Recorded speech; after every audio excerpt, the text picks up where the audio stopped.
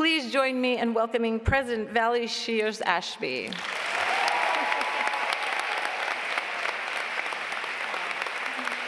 Thank you, thank you, thank you, thank you.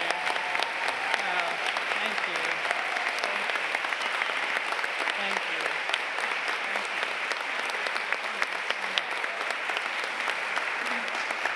thank you. Wow, thank you all so much, and thank you for that really special introduction. I so appreciate that.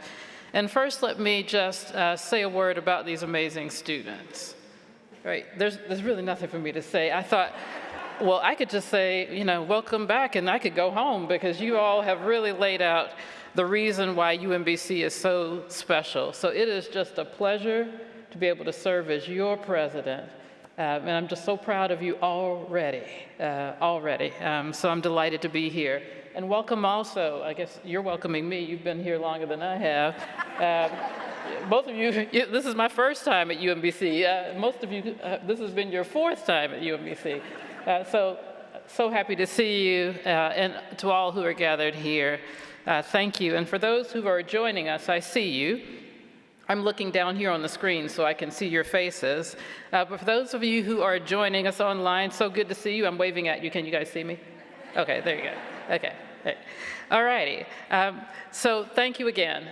It has been an incredible time starting at UMBC. I have received such a warm and enthusiastic reception. Although only 25 days old here, I'm 25, y'all. I wanted to be 25 a long time, except with the knowledge of what I have at 56, let's just be clear.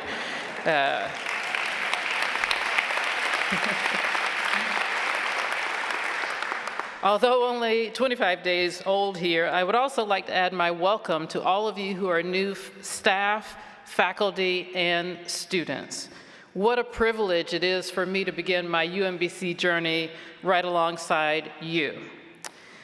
As we're getting to know each other, I thought I'd just take a moment, and my apologies if you've heard me say this before, but I'd take a moment and tell you a little bit more about myself. Some of you I've met and others I have not.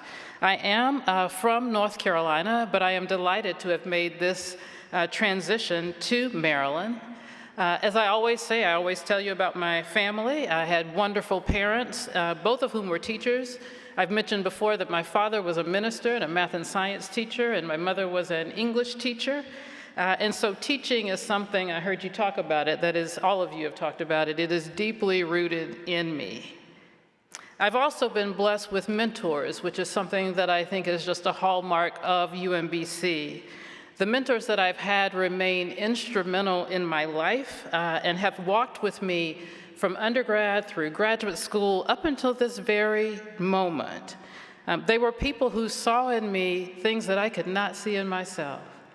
And you all know when you are given that opportunity to see in someone what they cannot see in themselves, right? It's a beautiful thing. And so they have been committed to me, and I am so grateful for their wisdom, for their time, and for the resources that they have provided to me in my life, and for that I will be forever grateful. I learned some things from those wonderful examples, that first, taking the time to encourage, empower, and promote others can change lives. That true excellence can never be achieved without diversity. That leadership sometimes requires the courage to make some hard decisions, and that treating people with decency and kindness will never be outdated or obsolete.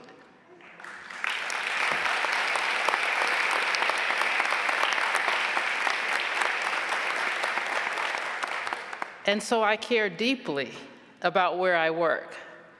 The place, the vision, the mission, the values matter to me.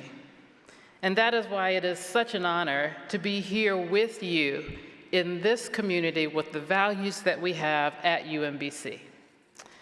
I'm so proud to be here also because of everything that you've already achieved. Some of those achievements you have heard, but I'll just recount a few. The list is very long and it grows daily. I receive emails all the time, or I'll walk across campus and I'll hear about a new achievement.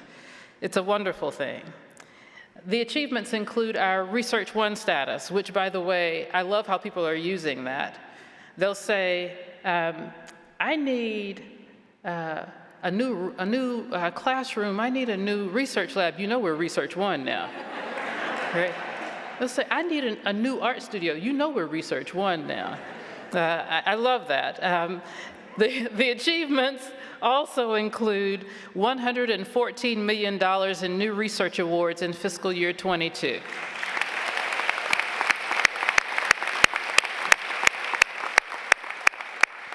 That exceeds last year's numbers by approximately $31 million. Right? Right, exactly. The other thing that I am just so proud of is what you've heard from our students and faculty and staff who've already spoken, and it's that we have this track record of national leadership in innovation and in undergraduate teaching. And we joyfully also welcome to our campus in this community over 2,100 undergraduate students, first-year students, I should say, and over 3,000 graduate students.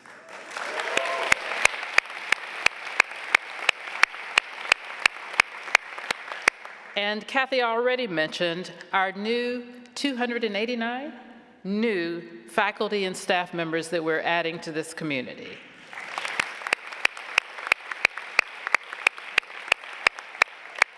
And so that list goes on and on across the disciplines and the schools. What I know, though, is that our people are what make these achievements possible.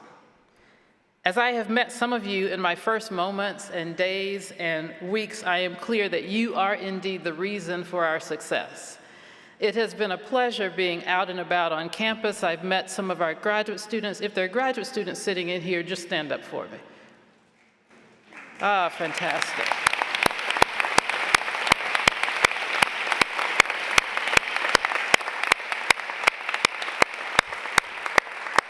I've met some of those graduate students. I'll go downstairs in the cafe and they'll tell me about their thesis, about their dissertation, about their research, and it has been a pleasure to meet you. I also have met a number of our undergraduates, but it started on day one with a fantastic tour that I was given by one of our undergraduate students who was so proud of this campus and so deeply steeped in UMBC knowledge and spirit. That same day, I walked through Starbucks and saw some more undergraduates doing what our undergraduates do, which is study. I so love that. And I walked to the table and discovered that each one of them was from a different country. And I thought, now that's an education. And I am encouraged by our staff who are so critical to everything that we do. If you are staff sitting in here, will you please stand?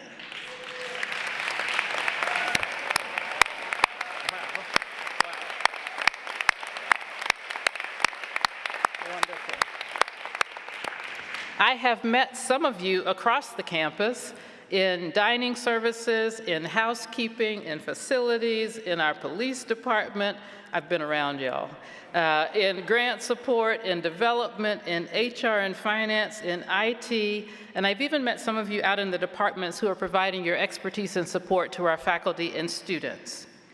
And I am also meeting our stellar faculty. If you are faculty in the room, would you please stand?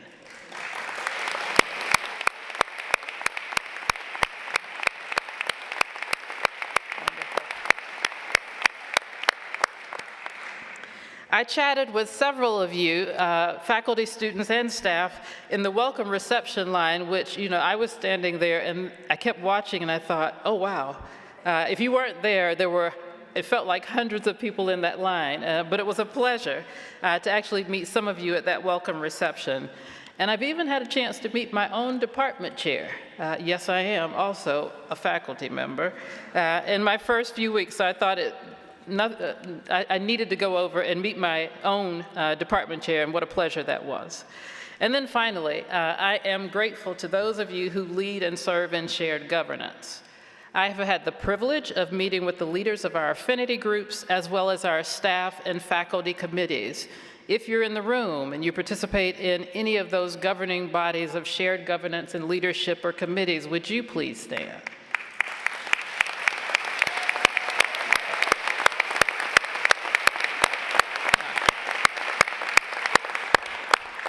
You are the university.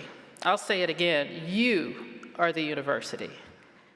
I feel your commitment to the success of our students and to our university as a whole.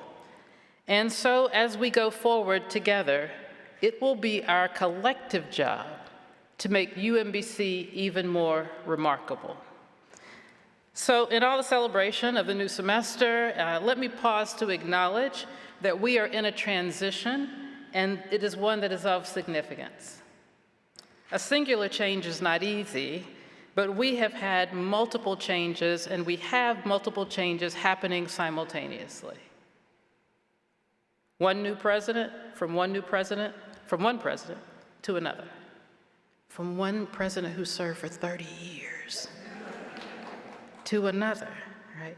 From pandemic operations to a post-crisis campus that is learning to live in an endemic state, to a world wrestling with societal injustices, to all of the new ways that we are working individually and collectively.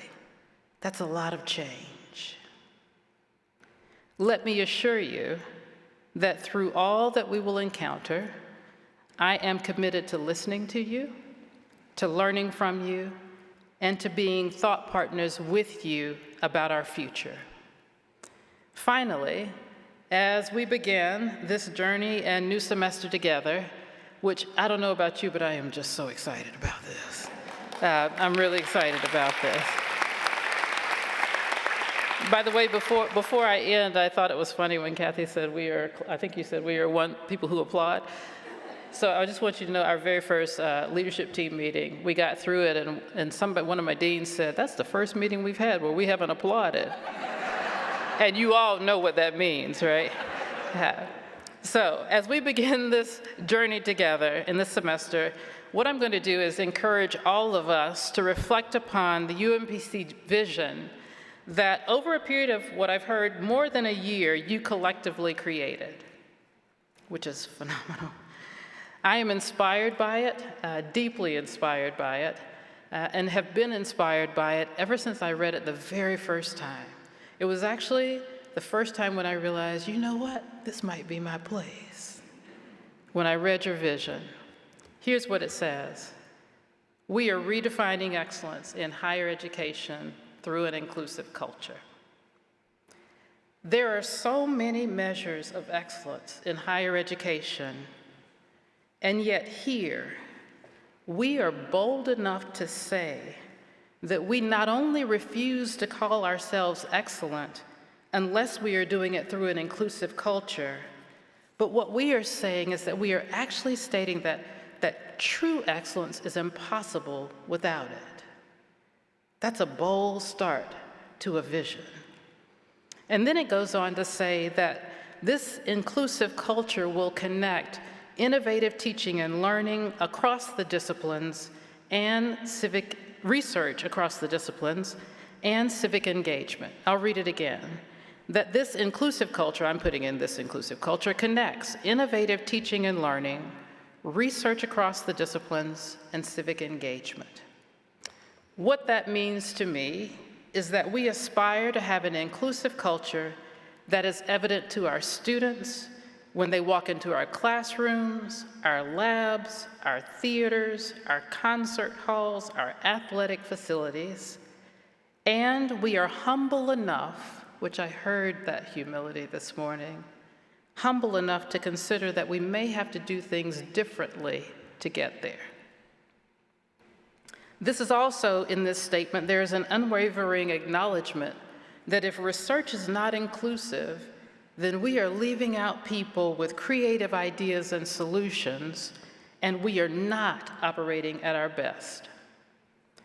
And then it says, we call out at that last bit, we call out civic engagement.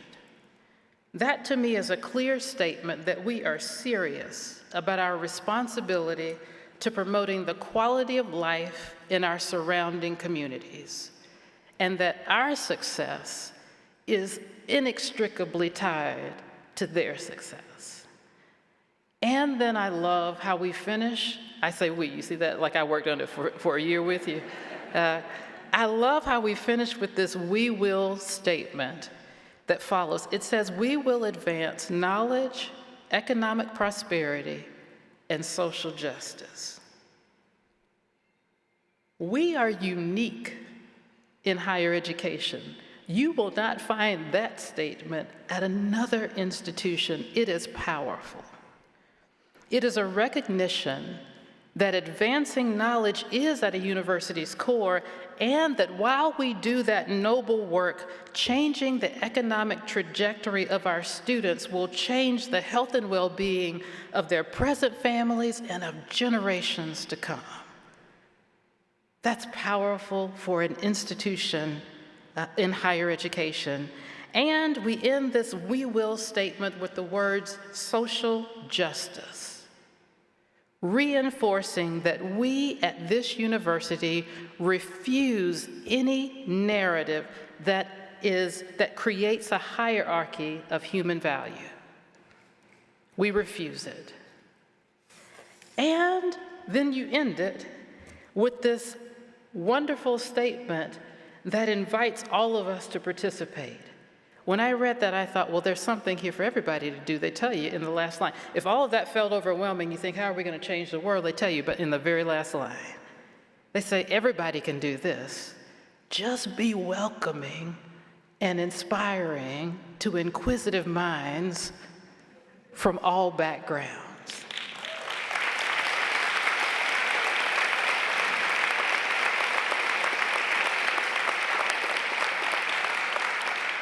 Okay, I don't know what that does to you, but my heart is beating fast.